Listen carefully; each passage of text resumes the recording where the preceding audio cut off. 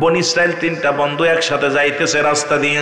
তিন বন্ধু, এখন আমরা বন্ধু বান্ধব ছাড়া চলতে পারি না, কারণ আপনারা বন্ধু বান্ধব 4-5 জন একসাথে চলেন। বনি ইসরাইলদের তিন বন্ধু, 3 জন যুবক রাস্তা দিয়ে রওনা হয়ে গেল। ইতিমধ্যে আকাশে তুমুল ঝড়, বজ্রপাত শুরু হয়ে গেল। এত জোরে জোরে বজ্রপাত পড়া শুরু হলো, কি বলেন, জোরে জোরে টাটা পড়ে না কি কয় এটারে, ডাক পড়ে, কেউ কয় ডাক মারে, কেউ কয় ঝিলিক মারে, কেউ কয় বজ্রপাত হয়। এত জোরে বজ্রপাত শুরু হয়ে গেল। ভয়ে বন্ধু বান্ধব পিছনে দেখে কোনো জায়গা নাই, যাওয়ার মতো কোনো পথ নাই, সামনে দেখে কোনো পথ নাই, পাশে কোনো বাড়ি নাই, কোথায় যাবে? 3 বন্ধু আটটা পড়ে গেলেন রাস্তার মধ্যে যাইয়া। ও যুবক, দিলের কান্ডা লাগাইবার শোন, তোরা যুবক মানুষ, আজকে একটু কথাগুলো বলে যায়, যুবকদের জন্য ওয়াজটা করে যায়। 3 বন্ধু বসে বসে চিন্তা করে, আল্লাহ কোথায় যাব? পিছনেও জায়গা নাই, সামনেও যাওয়ার মতো পরিবেশ নাই, পাশেও কোনো বাড়ি ঘরে দৌড় নাই। আল্লাহ, আজকে নির্ঘাত 3 বন্ধু মারা যাব, 3 বন্ধু নির্ঘাত মারা যাব। খুঁজতে খুঁজতে হঠাৎ করে দেখলেন বিশাল একটা গর্ত, মুসলমান বিশাল একটা গুহা দেখতে পাইলেন। গুহার মধ্যে প্রবেশ করলেন 3 বন্ধু। একদম বুখারীর তাজা ওয়াজ শোনো বাবা, আমার বন্ধুগণ, আমার গভীর মনোযোগ।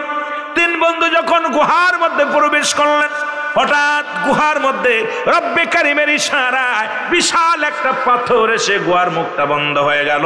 জোরে জোরে চিল্লায় বলা যাবে না আল্লাহু আকবার। বিপদ দিল কে? উদ্ধার করবে কে? জোরে বলেন কে? যে হালাতেই থাকেন বলবেন আলহামদুলিল্লাহ। জোরে বলা যাবে না মারহাবা, এটা জোরে বলা যাবে না মারহাবা। 3 বন্ধু কান্দে আর বলে, আল্লাহ যদি উপরে মরতাম তাহলেও তাব্বা মাঠের পাইতো, আমার লাশগুলো নিয়ে যেত। যদি উপরে মারা যেতাম প্রতিবেশী জানতো, গ্রামের মানুষ জানতো, লাশটা শিয়াল কুড়ে খাইতো না, তারা কুড়ায় নিয়ে যেত। এমন একটা যে একটা বললাম, পৃথিবীর কেউ জানবে না এই গর্তের মধ্যে আমরা মরে আসি, পৃথিবীর কেউ বুঝতেও পারবে না, কারণ গর্তের গোয়াটা বন্ধ হয়ে গেছে। রব্বে কারীম,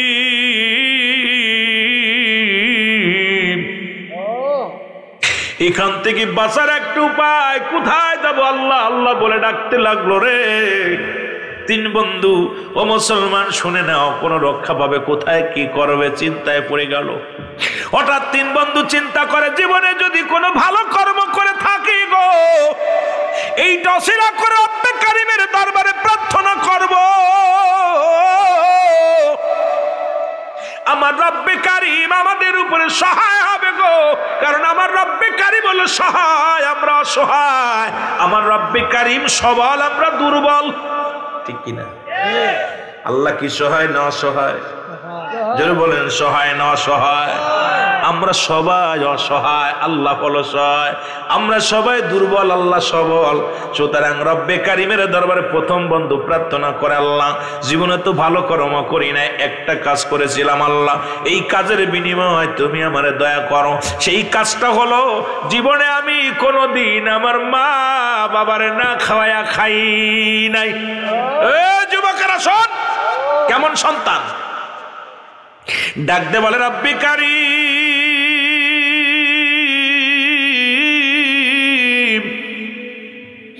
আমি আমার ছেলেরে কোনোদিন মারে না খাওয়াই নাই, আমার মেয়েরে কোনোদিন নিজে মা বাবারে না খাওয়াই জীবনে কোনোদিন খাওয়াই নাই, বিবিরে কোনোদিন খাওয়াই নাই।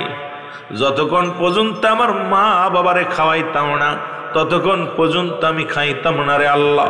আল্লাহ তুমি আর ওসিলায় আমারে দয়া করো। একদিন একটা ঘটনা মনে পড়ে গেল, উনি বলতেছে, বাবা শুনে নাও, আল্লাহ একদিন আমার বকরি পালন করতাম, এই বকরির দুধ দহন করি, আগে মারে খাওয়াইতাম, তারপরে আমি খাইতাম, এরপরে আগে বাবারে খাওয়াইতাম, তারপরে আমার ছেলে মেয়েরে খাওয়াইতাম। আল্লাহ একদিন দেখি রে আমার মা বাবা ঘুমায়া গেছে, আল্লাহ আয়া দেখি আমার আব্বা মা ঘুমায়া গেছে, সারা রাত দুধের পেয়ালা নিয়ে দাঁড়ায় রইলাম। ছেলে বলে কারে?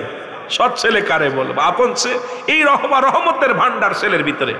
কয় সারা রাত দাঁড়ায় রইলাম না বাবার পাশে, বিবিরেও দিলাম না, ছেলেরাও দিলাম না, আমার ছেলে আমার মেয়ে আমার বিবি না খায়া ঘুমায় গেল, কারণ আমার চিন্তা, আমার বাবারা শোনো গো, কারণ আমার মা না খাওয়া পর্যন্ত বিবিরে খাওয়াইব না, বাবারে না খাওয়াইয়া বিবিরে খাওয়াইব না, বাচ্চাদের খাওয়াইব না।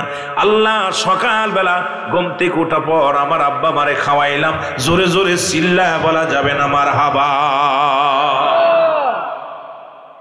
রব্বে কারীম,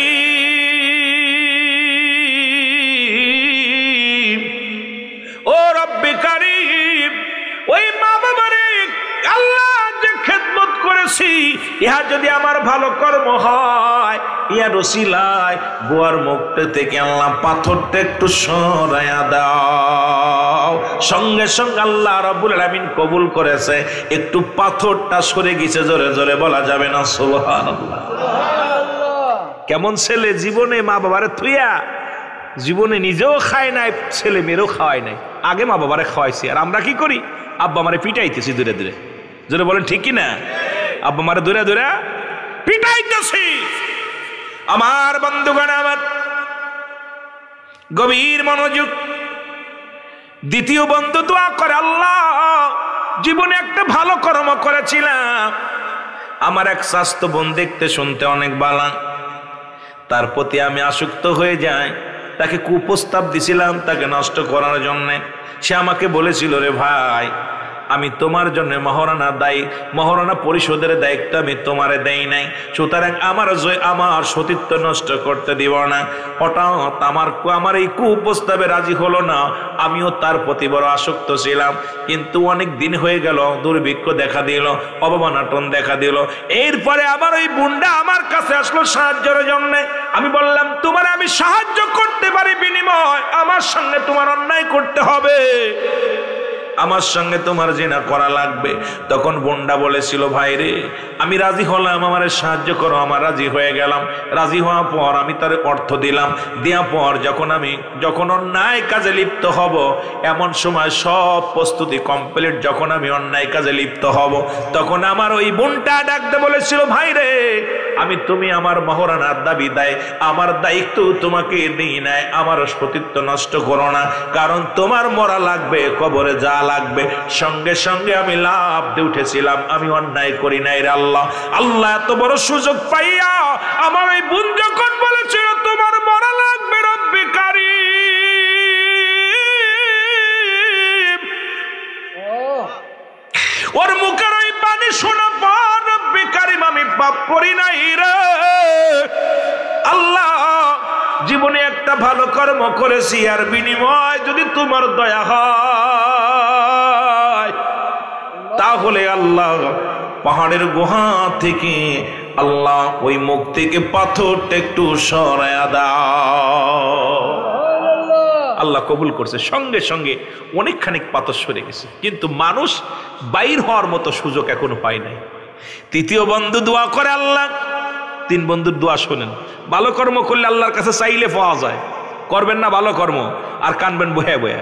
তৃতীয় বন্ধু দোয়া করে, রব্বে কারীম,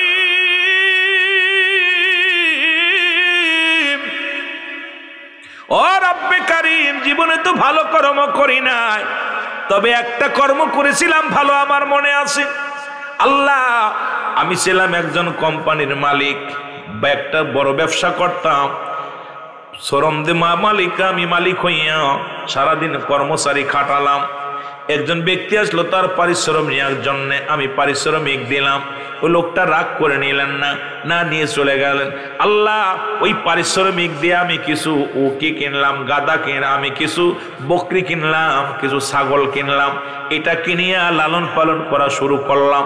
2 বছর পরে লোকটা ফিরে এসে আমারে বলে, আমার পাওনা দাও। তখন আমি আল্লাহ ওই মাঠের বকরিগুলো দেখায় দিয়েছিলাম, এগুলো নিয়ে যাও। তখন উনি বলেছিল, আমার সাথে পাগলামি করো নাকি, আমার পারিশ্রমিক দাও। তখন আল্লাহ উনারে আমি দিয়ে দিয়েছিলাম, উনার ওই টাকা দিয়ে বকরি কিনা ছিল, উনার ওই টাকা দিয়ে ছাগল কিনা ছিল।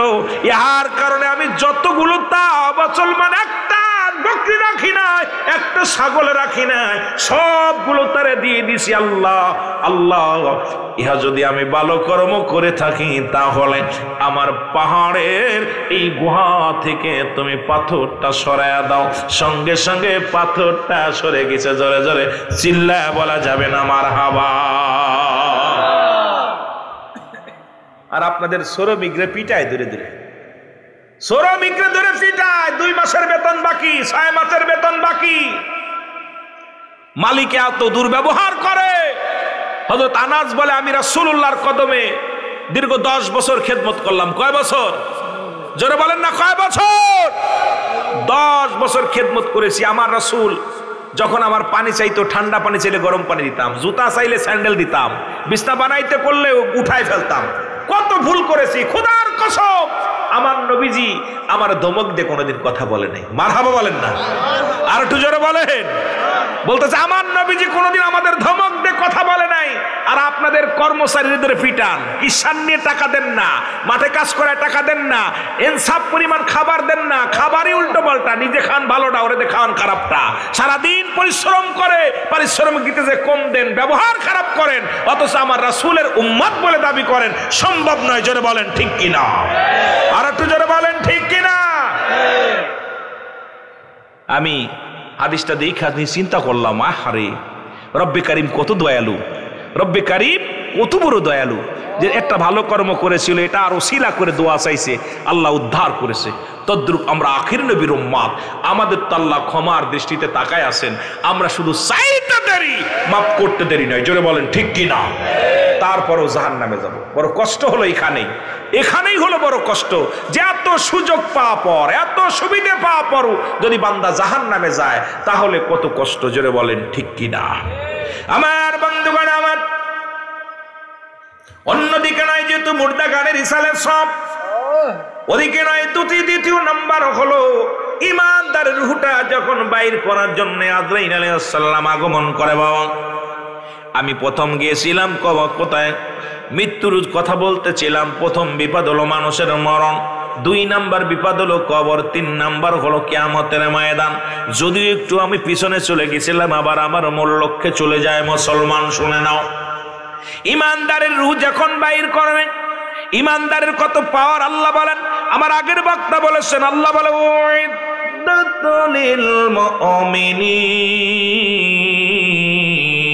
মুমিনদের জন্য প্রস্তুতি করে রাখছে 8টা জান্নাত। এই জান্নাতি মানুষের কত পাওয়ার, কত ক্ষমতা রব্বুল আলামিন যেটা জানায়া দিছে, ভালো করে জেনে নাও। আমার বন্ধুগণ, আমার ইমানদারের কাছে যখন আজরাইল আসবে, সালাম দিবে, আসসালামু আলাইকুম এ আবু ইউসুফ। ইউসুফ সাহেব শোনেন, আমি আসছি। কয় তুমি কে? বলে আমি আজরাইল। মারহাবা বলেন না, আর একটু জোরে বলেন মারহাবা। কত পাওয়ার দেখেন, ইমানদারের মুমিনের কত পাওয়ার, আল্লাহ ওয়ালাদের কত পাওয়ার, জান্নাতি ওয়ালাদের কত পাওয়ার, আপনার কত পাওয়ার। শুনে নেন, এখানে আজরাইল অনুমতি নিবে। সর্বপ্রথম অনুমতি সালাম দিবা, আসসালামু আলাইকুম আব্দুল ইউসুফ সাহেব। বলবো ওয়ালাইকুম আসসালাম। তুমি কে গো? বলে আমি আজরাইল। কেন আসছো?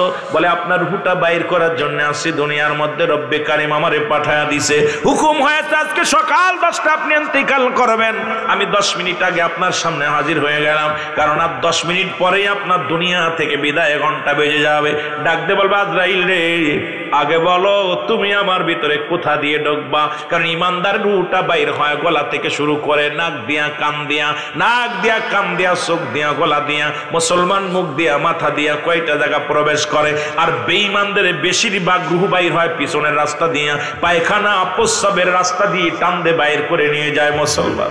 সব চাইতে কঠিন মৃত্যু হলো মুনাফিকদের জন্য, সব চাইতে কঠিন মৃত্যু হলো মুসলমান জাহান্নামীদের জন্য। কারণ রব্বে কারিম এই দুনিয়ার মধ্যে যা কিছু বানাইলো, আসমান বানাইছে আল্লাহ যেমনি তোমার এমনি বানাই নাই, জমিন যেমনি বানাইছে এমনি তোমারে বানাই নাই, কুল কায়নাত যেমনি বানাইছে এমনি তোমারে বানাই নাই। আল্লাহ কয় বান্দারে আমি তোরে বানাইলাম আমার কুদরতি হাত মুবারক দিয়া। সুতরাং রব্বে কারিম আপনাকে আমাকে অনেক ভালোবাসে। জোরে বলেন মারহাবা। এ মুসলমান, এই জন্য দেখবেন ইমানদার সে থাকে গুটি গুটি চোখে কত মৃদু মৃদু হাসি। ইমানদারের যখন মৃত্যু হয় দেখবেন মুখের ভিতরে লাবণ্য একটা হাসি থাকে, মুখের ভিতরে মুসলমান চকিত মনে হয় চেয়ে চেয়ে দেখতেছে, কান মনে হয় খাড়া হয়ে রয়েছে, নাক যেন নিঃশ্বাস নিতেছে। মুসলমান শোনো গো, তার সিহারের ভিতরে নূর চমকায়, কারণ ইমানদারের পর বড় ইমানদারের ক্ষমতা। আর মুনাফিক যখন মৃত্যুবরণ করে, মুনাফিকের চেহারা পরিবর্তন হয়ে যায়, নাক কান গলা সবকিছু পরিবর্তন হয়ে যায়। ইমানদার মুমিনের মৃত্যু হয় কারণ আজরাইল সালাম দিয়ে ডাক দেবে, আসসালামু আলাইকুম ইউসুফ সাহেব আমি এসে গেছি। তোমার রুটা বাইর করবো। বলে কোথায় দিয়ে ঢুকবা আজরাইল? বলে আমি তোমার হাত দিয়ে ঢুকতে চাই। আজরাইল বলে না না, তোমার হাত দিয়ে ঢুকতে দিব না, কারণ এই হাত দিয়ে আমি আল্লাহর পথে ধ্যান করেছি। আজকে মুসলমান শুনে নাও, আমি দ্বীনের পথে অপচয় করেছি। আমার হাত দিয়ে কোনোদিন জুয়ার প্যান্ডেলের টাকা দেই নাই, মদের প্যান্ডেলের টাকা দেই নাই। আমার এই হাত দিয়ে কোনোদিন তাসের প্যান্ডেলে যাই নাই, কোনোদিন জুয়া খেলি নাই। আমার এই হাত দিয়ে কোনোদিন পতিতালায় টাকা দিই নাই, কোনো নিশার দরজায় টাকা দিই নাই। আমার এই হাত দিয়ে দান করেছি রে, এই হাত দিয়ে সত্যের আহ্বান করেছি। আমার এই হাত দিয়ে তোমার ঢুকতে দিব না। আজরাইল দাঁড়ায় যাবে, কয় পার কাছে চলে যাবে, পা বলবে আজরাইল দাঁড়াও, এই পা দিয়ে তোমার ঢুকতে দিব না, কারণ এই পা দিয়ে আমি যখন মসজিদে আজান দিত মুয়াজ্জিন সাহেব দৌড়ায়া ছুটে যেতাম আজান নামাজের জন্য। আমার স্বামীর সংসারে করতাম রে, দৌড়ায়া আজান পড়ে নামাজে দৌড়ায়া যেত। আমার এই পা দিয়ে আমি আল্লাহর ওই আল্লাহর দিনের জন্য আলেমুল আমা ডাকছে মাহফিলে হেঁটে হেঁটে গিয়েছি। আমার এই পা দিয়ে কোনোদিন সিনেমার হলের দিকে যাই নাই, আমি কোনোদিন মদের প্যান্ডেলের দিকে যাই নাই, কোনো বন্ধু বান্ধব নিয়ে কোনো নারী নিয়ে ওই স্টার প্যান্ডেলে যাই নাই, কারণ আমার এই পা দিয়ে সত্যের দিকে গিয়েছি রে। আমার এই পা দিয়ে তোমার ঢুকতে দিব না। পা থেকে অপমানিত আজরাইল চলে আসবে মুখের কাছে, মুখ বলবে আজরাইল দাঁড়াও, আজরাইল দাঁড়াও, আজরাইল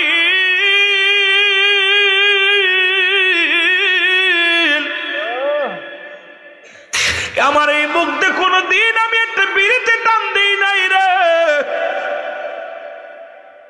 হায় রে, অনেক বিড়ি খোরেরা অনেকে কষ্ট পাবে আমার ওয়াজ শুই না। বাজান রে, কবরে কোনো আগুন পাওয়া যাবে, বিড়ি পাওয়া যাবে না। তোদের পায়ে ধরে বলি রে, মায়ের গর্ভে যখন ছিলি রে, মায়ের নাভির সঙ্গে তোর নাভিটা জুড়াইয়া দিছে আল্লাহ রাব্বুল আলামিন। তোর মুখের মধ্যে কুপানি নামাজল কুরক্ত দেয় নাই, কারণ এই মুখ দিয়ে রব্বে কারীমকে ডাকবি, নবীর দুরূদ পড়বি, কোরআন পড়বি। এই জন্য আমার রব্বুল আলামিন মুখের মধ্যে তোরে কিছু দেয় নাই, না পাক পানি খাওয়ান নাই। আর দুনিয়ায় আইসা মদের মধ্যে টান মারো, বিড়ির মধ্যে টান মারো, গাজার মধ্যে টান মারো রে যুবক। যুবক তোদের পায়ে ধরে বলে যায়, মুখটারে পবিত্র রাখ, মুখটারে পবিত্র রাখ। এই মুখের থুতু মুবারক হবে কালি, এই কালি যদি নষ্ট হয়ে যায় লিখবি কেমনে? তুই লিখতে পারবি না রে যুবক। এই জন্য হাতে ধরে বলে যায়, পায়ে ধরে বলে যায়, আজ থেকে মুখটারে কন্ট্রোল করার দরকার আছে কি না? হয়তো আমার কথা শুনে অনেক নিশাখোর মানুষেরা কষ্ট পাবেন, তবে মাহফিল সার্থক হবে যদি একটা মানুষ ফিরে আসে মাহফিলতে, এই নিশা থেকে যদি ফিরে আসে গো। রাসূল তো নিজেই বলছে, উম্মতিরা শোনো, দুইটা জিনিস যে ব্যক্তি আমার কাছে জামিনদার হয়ে যাবে রে, আমি নবী তার হাত ধরে জান্নাতে নিয়ে যাব। তার মধ্যে একটা হলো দু গালের মধ্যে বস্তু, একটা হলো জিহ্বা, আর একটা হলো দু পায়ের মধ্যে বস্তু হলো মুসলমান পুরুষলিঙ্গ, স্ত্রীলিঙ্গ পুরুষলিঙ্গ। এটা একমাত্র স্বামী স্ত্রী ব্যতীত অপচয় করবে না। পৃথিবী কোনো বেগানা নারীর কাছে যাবে না, কোনো বেগানা পুরুষের কাছে যাবে না। এই জন্য 5টা গুণাগুণ দেখিয়া 5টা গুণের গুণান্বিত নারী ছাড়া বিয়ে করা যাবে না। আমার যুবক বন্ধুরা শুনে নাও, শুনে নাও, আজকে যারা বিয়ে করো না তাদের জন্য একটা বোনাস ওয়াজ দিয়ে যাব, শুনে নাও। এই 5টা গুণের নারী ছিল আমার নবীজির মা আম্মাজান আমিনা। আমিনার মার নাম ছিল মুসলমান, শুনে নাও বাররা। আমিনার বাবার নাম ছিল আব্দুল ওহাব জনি। পৃথিবীর মধ্যে মুসলমান জগৎ বিখ্যাত মা আমার নবীর মা, যার ভিতরে 5টা গুণে গুণান্বিত ছিল। সুলাইমান পয়গম্বর অনেক খোঁজাখুঁজি করেছিল, পৃথিবীর মধ্যে 4টা গুণের নারী পেয়েছিল, 5টা গুণের গুণান্বিত পাই নাই। আমি আজকে আপনাদেরকে বইলা যাব বাবারা আমার, এই 7 পাহাড়িয়ার জমিনের মধ্যে মুসলমান 5টা গুণের গুণান্বিত নারী ছাড়া বিয়ে করা যাবে না। জীবনেও শান্তি পাবি না, জীবনেও সুখী হবি না, জীবনেও সংসারে সুখ আসবে না, জীবনেও সংসারের ভিতরে শান্তি আসবে না, জীবনে মারামারি হট্টগোল লেগেই থাকবে। এই 5টা গুণের নারী বিবাহ করার দরকার। যদি সময় পায় বলবো আল্লাহ যেন দয়া করে, জোরে জোরে বলো না আমিন। আর একটু জোরে বলো আল্লাহু আকবার। 12:30 বেজে সেরা দিব না, সেরা দিব পাইস হয়ে গেছি। ওদিকে ওয়াজ যায়, মরার দিক পাইস হয়ে গেছি। কথা বুঝেননি? মরার কোনো আফটার ওয়াজ হয় না, মরার কোনো আফটার, মরার কোনো বিকল্প আছে আব্বা? মরার পরে মরার হয়তো 10 বছর বাঁচবো, 20 বছর বাঁচবো, ডাক্তার কবিরাজ দেখায় কিছুদিন বাঁচবো, তারপরেও কোনো আফটার নেই। মরার তো মরতেই হইতো, এইটার কোনো বিকল্প নাই। জোরে কোন ঠিক কিনা? যদি আপলোড ওয়াজ থাকে তো আমার বইলা বইলা শোনাক বক্তারা যে হুজুর আপলোড ওয়াজ আছে, মরা মরতে হয়, মরণ কয় এন্তেকাল করেছে নাই মরিছে, না হলে অক্ষা গেছে। জোরে কোন ঠিক কিনা? কেউ কয় অক্ষা গেছে, কি কন? কেউ কয় এন্তেকাল করছে, কেউ কয় মুড়িয়ে গেছে। কথা কন ঠিক কিনা? আর কি কয়? কথা কয় না। আমার কালো ময়নারে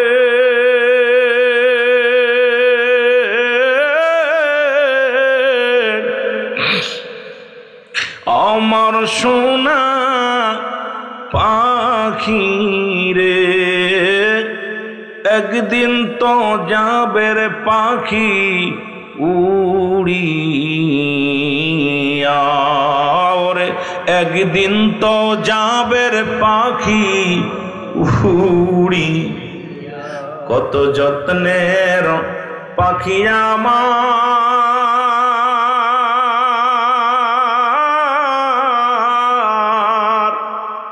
সোনা বড় নাখি।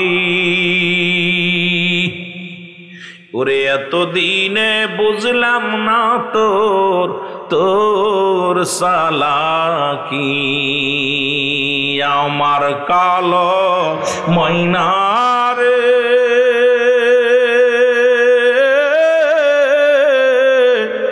আমার সোনা পাখি রে, ওরে একদিন তো যাবে রে পাখি উড়িয়া।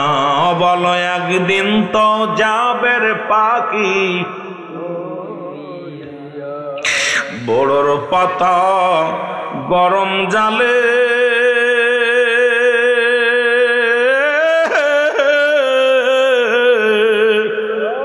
শুয়ায়া মশারির তলে, গোসল করাইবে সবাই আসিয়া, গোসল করাইবে তোমায় আসিয়া।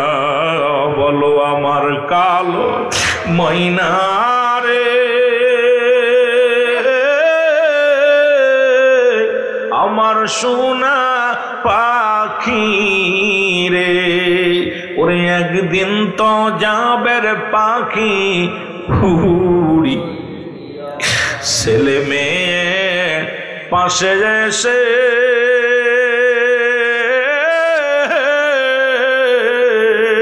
কাঁদিবে পাগলের বেশে, চোখের পানি ফেলবে তারা কান্দিয়া, ওরে চোখের পানি ফেলবে তারা কান্দিয়া।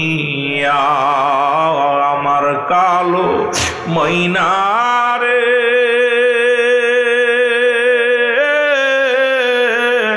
আমার সোনা পাখি রে, ওরে একদিন তো যাবে রে পাখি উড়িয়া, ওরে একদিন তো যাবে রে পাখি।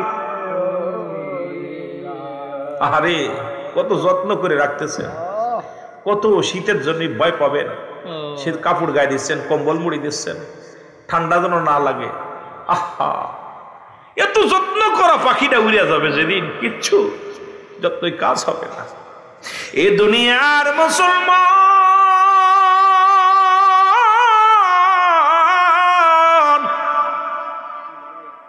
যে কথাগুলো বলে দিলের কান্ডা লাগা শোনে না, ডাকতে বলবে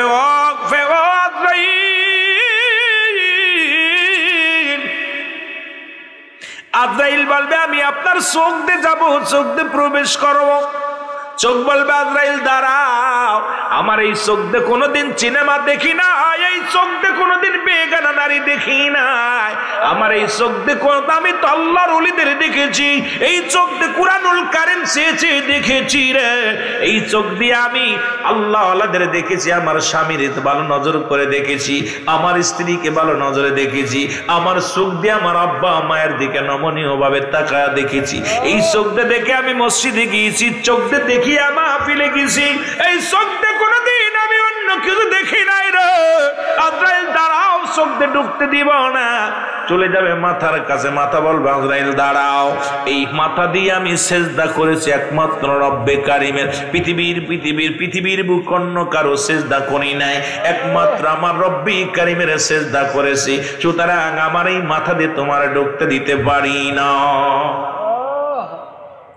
সব জায়গা থেকে ফিরে আজরাইল দাঁড়ায় আছে। আল্লাহ আজরাইল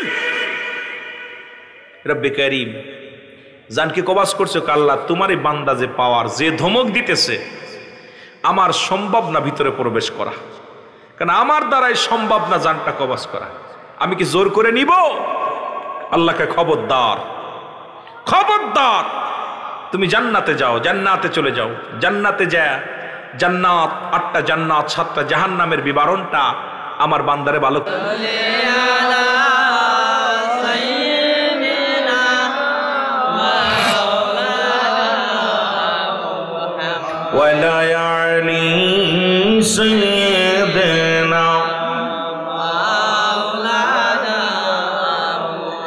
আমার বন্ধুগণ, আমার গভীর মনোযোগ। 5টা গুণের নারী আমার এই জাহান্নামী জান্নাতের বিবরণ দিতে যায় সময় লাগবে। কবরের ভিতরে গেলে সময় লাগবে, দাফন করবে, কাফন পরাবে, চিরবিদায় করে দিবে। মুসলমান শুনে নাও, ও বান্দা কত কান্নাকাটি করবে। আমার পণ্যের কাপড় যখন খুলবেন তখনও কানবে, গোসল করাবেন কানবে, যখন কাফন পরাবেন তখনও কানবে, যখন জান্নাত কোথায় জানাজার নামাজের জন্য নিবেন তখনও কানবে, যখন আপনাকে 4 বিয়ারি পালকি করে কবর গোরস্থানে নিকে দিয়ে যাবে তখনও কানবে, চিল্লায় চিল্লায় কানবে। আমার আপনজনের আরে কবরবাসী ওই মায়াতের কান্না যদি দুনিয়ার মানুষ বুঝতে পারত, এই দুনিয়ার মানুষগুলো হাট পেল করে মারা যেত। ছেলে মেয়েরা দেখিয়া জড়ায় জড়ায় কানবে, আমার ছেলেরা রে, আমার বিদায় করে দিস না, আমি তোদের বাবা ছিলাম, আমি তোর মা ছিলাম, আমি তোর ভাই ছিলাম, আমি তোর বন্ধু ছিলাম। ওই মায়ের করুণ কান্না পৃথিবীর কোনো মানুষ বুঝি না, কোনো মানুষ বলতে পারি না। গায়ের মধ্যে ডলা দিবে, ডাক দিয়ে বলবো আমার ভাই, ও আমার বাবা, ও আমার বোন, এই মাত্র আমার রুটা বাইর হয়ে গেছে রে, আমার গায়ে বড় যন্ত্রণা, আস্তে ডলা দে, কেউ বুঝি না। তোর ডুইলিয়া ময়লাগুলো পরিষ্কার করে দিলাম, কবরে শোয়া দিলাম। কবরে যখন শোয়া দিবে চিৎকার, তখন চিন্তা করে আপনজন আছে, যখন ডেকে মুসলমান, যখন বুকের পরে হাত দিয়া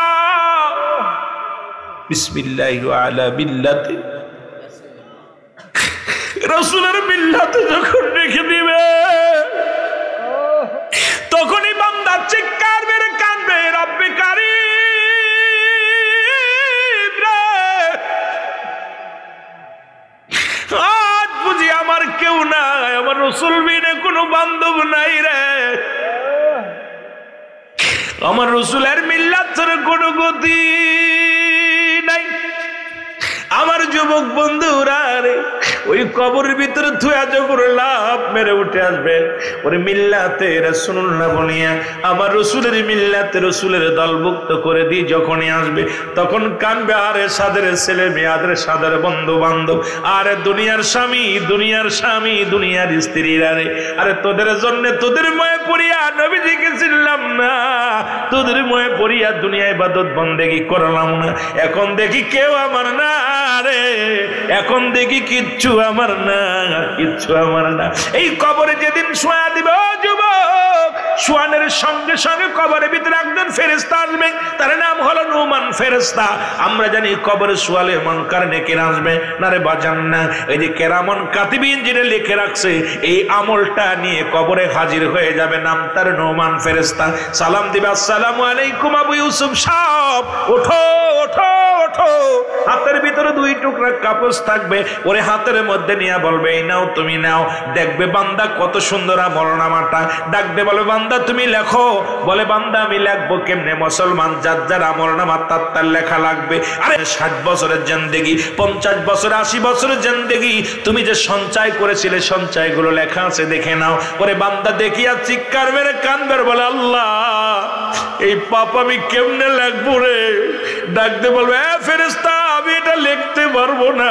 ডান দিক থেকে মাটিতে চাপ দিবে, বাম দিক থেকে চাপ দিবে। এরে আমার নবী বলে, দুনিয়ার মানুষ, ওই কবরবাসীর চিৎকার যদি দুনিয়ার মানুষ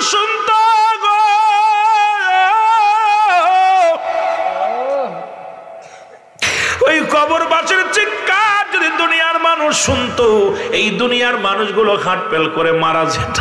কারণ এই কবরের আযাব একমাত্র মানুষ এবং দানব বুঝতে পারে না, আর পৃথিবীর সব প্রাণী বুঝতে পারে। যদি বিশ্বাস না হয়, এই গোরস্থানে একটা গরু বানবেন, গরু বান্ধিয়া বসে মুসলমান শোনো, আমি আপনাদের সোজা বুদ্ধি দিয়ে গেলাম। আপনার বাবা মার কবরের পাশে একটা গরু বা ছাগল বানবেন, বান্ধিয়া সুন্দর খাবার দিবেন, এই খাবারটা খাবে আর রশি ছিঁড়াছিঁড়ি করবেন, দর দর করে চোখ দিয়ে পানি ছেড়ে দিবে, টালুমালু তাকাইবে। কারণ কবরে আযাব সব প্রাণী বুঝতে পারে, একমাত্র মানুষ এবং দানব বুঝতে পারে না। ওই কবরে যারা শুয়ে আছে, তোরা কতই না কষ্টে আছে রে।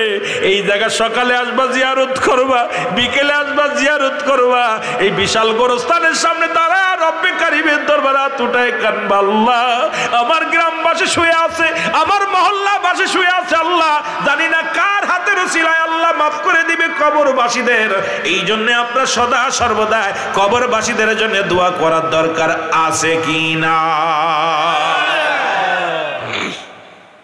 ডান দিক থেকে চাপ দিবে, বাম পাশ ডান পাশের হাড্ডিগুলো বাম দিকে চলে যাবে, বাম দিক থেকে চাপ দিবে, ডান দিকের বাম দিকের হাফটা ডান দিক উপর থেকে চাপ দিবে, এক একটা গর্জন মারবে, মুঠো হাজার হাজার মন মাটি নিচে চলে আবার উত্তোলন করবে।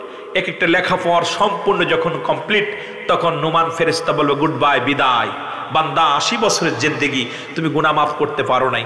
তখন আপনার এই দুইটা আমল নামা লটকায় রাখবে এরম গলার ভিতরে। ভালো আমল হইলে বেশি হইলে উপরে থাকবে, নেক আমল বেশি হইলে উপরে থাকবে, বদ আমল বেশি হইলে উপরে থাকবে, যেটা বেশি থাকবে সেটা উপরে। তখন ফেরেশতা মুনকার নেকির কবরে আইব, আয়া দেখবে বান্দার হালাত দেখবো। কেউ কয় 3টা পড়াশোনা করবো, কেউ কয় 1টা করবো। আয়া তোর আমল নামাটা দেখবো, দেই কাকা, আহারে বান্দা করছস কি? তখন বান্দার আমল নামা দেখে জান্নাতের দরজা খুলে দিবে আর জাহান্নামের দরজা খুলে দিবে। যারা জাহান্নামী, কবরে কোনো সকাল আর বিকেল নাই, কবরে কোনো রাত আর দিন নাই, সকাল আর সন্ধ্যা নাই।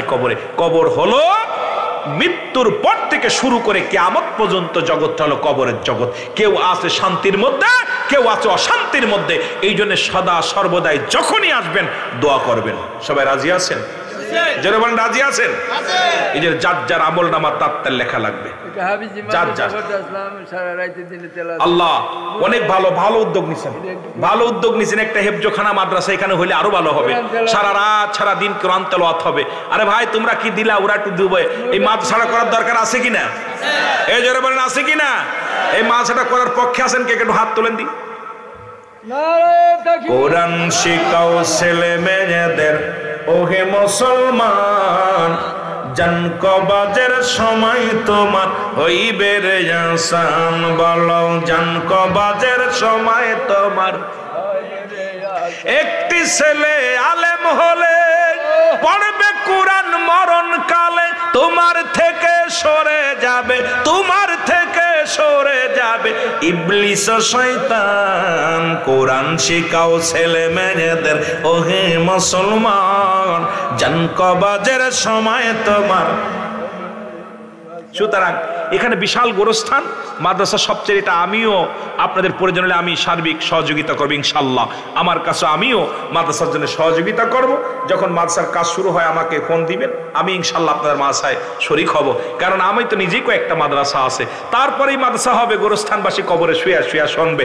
আমিও চাই আমার বিশাল মাদ্রাসা, মা আমেনা সিদ্দিকা মডেল মাদ্রাসা, বাংলাদেশের নামকরা মাদ্রাসা, যেটা আমি আমার নিজের অর্থায়নে করেছি, আপনাদের টাকা দিয়া, আপনাদের এই মাহফিলের টাকা নিয়ে তিলে তিলে বিশাল মাদ্রাসা, 40 শতক জমি খালি মাদ্রাসাটা, এরপরে প্রায় 15 শতক জমি একটা খেলার মাঠ, এরপরে 63 লম্বা বিশাল বিল্ডিং, শুধু আপনার এই ওয়াজ করা টাকা, এই ওয়াজ করে নিয়ে এই এতিম সন্তানদের লালন পালন করি। জীবনে স্বপ্ন ছিল যে আমিও তো বক্তা মানুষ, আমারও আল্লাহ ছাড়বে না, সেদিন বক্তারে মেরে তক্তা বানাইবো, আমারও কিছু দরকার আছে সঞ্চয় করার। এই একটা আশা করে বিশাল মাদ্রাসা করেছি, যেখানে এফজোখানা, নুরানি শাখা, মক্তবখানা, কিতাবখানা, যে মাদ্রাসায় আপনাদের কোনো সন্তান থাকলে দিবেন, মাগুরাতে মা আমেনা সিদ্দিকিয়া মডেল মাদ্রাসা। আল্লাহ কবুল করুক। এই মাদ্রাসায় আপনাদের এখানে একটা মাদ্রাসা হোক, এই মাদ্রাসায় সকাল বিকেল কোরআন তেলাওয়াত হবে, এই কোরআন তেলাওয়াত কবরবাসী শুনবে। সুতরাং এলাকা বিশাল গোরস্থান, আমি অনেক খুশি হয়েছি, অনেক বড় গোরস্থান। আরে ভাই 100 করে টাকা দিলে বিশাল মাদ্রাসা হবে, আপনাদের সন্তানগুলো কোরআন তেলাওয়াত করবে, নেকি বয়া বয়া শুয়ে ওরা পাইব। জোরে বলেন সুবহানাল্লাহ। একটা হরফ পড়লে 10টা নেকি, কয়টা নেকি? 10টা নেকি। যারা শুনবো এদের হলো 20-30টা নেকি। যারা একজন আপনার 1000, একজন যে পড়বে তার 1000 সব, যে শুনবে তার 2000 সব, আরো বেশি। যারা কবরে শুইতেছে ওদেরও নেকি হবে, যারা শুনবেন তাদেরও নেকি, যারা সহযোগিতা করবেন তাদেরও নেকি। সুতরাং এই মাদ্রাসা নেকির দরকার আছে কিনা?